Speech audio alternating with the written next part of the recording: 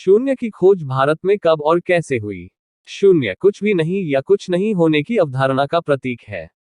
आजकल शून्य का प्रयोग एक सांख्यिकीय प्रतीक और एक अवधारणा दोनों के रूप में जटिल समीकरणों को सुलझाने में तथा गणना करने में किया जाता है। इसके साथ ही शून्य कंप्यूटर का मूल आधार भी है।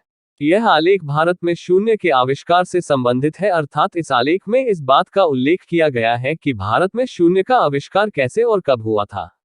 यह कहना गलत नहीं होगा कि गणित में शून्य की अवधारणा का आविष्कार क्रांतिकारी था। शून्य कुछ भी नहीं या कुछ नहीं होने की अवधारणा का प्रतीक है। यह एक आम व्यक्ति को गणित में सक्षम होने की क्षमता पैदा करता है। इससे पहले गणितज्ञों को सरल अंकगणितीय गणना करने के लिए संघर्ष करना पड़ता था। आजकल शून्य का प्रयोग एक सांख्यिकीय प्रतीक और एक अवधारणा दोनों के रूप में जटिल समीकरणों को सुलझाने में तथा गणना करने में किया जाता है। इसके साथ ही शून्य कंप्यूटर का मूल आधार भी है। लेकिन सवाल यह उठता है कि संख्यात्मक रूप में शून्य का प्रयोग सर्वप्रथम कब और कैसे हुआ था। भारत में शून्य पूरी तरह से 5वीं शताब्दी के दौरान विकसित हुआ था, या फिर यूं कहे कि 5वीं शताब्दी में ही पहली बार भारत में शून्य की खोज हुई थी। वास्तव में भारतीय उपमहाद्वीप में गणित में शून्य का स्थान बहुत महत्वपूर्ण है। 3री या 4थी शताब्दी की बख्शाली पांडुलिपि में पहली बार शून्य दिखाई दिया था। ऐसा कहा जाता है कि 1881 में एक किसान ने पेशावर, जो कि अब पाकिस्तान में है, के पास बख्शाली गांव में इस दस्तावेज से जुड़े पाठ को खोद कर निकाला था। यह काफी जटिल दस्तावेज है, क्योंकि यह सिर्फ दस्तावेज का एक टुकड़ा नहीं है, बल्कि इसमें बहुत से टुकड़े हैं जो कई शताब्दी पहले लिखे गए थे।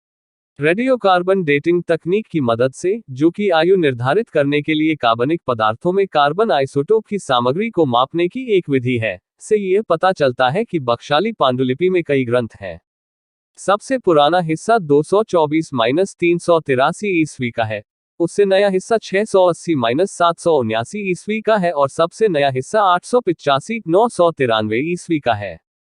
इस पांडुलिपि में सनोबर के पेड़ के 70 पत्ते और बिंदु के रूप में सैकड़ों शून्य को दिखाया गया है। उस समय ये डॉट संख्यात्मक रूप में शून्य नहीं थे, बल्कि 101, 1100 जैसे बड़े संख्याओं के निर्माण के लिए इसे स्थान निर्धारक प्लेस होल्डर अंक के रूप में इस्तेमाल किया गया था। पहले इन दस्तावेजों की सहायता से व्यापारियों को गणना करने में मदद मिलती थी।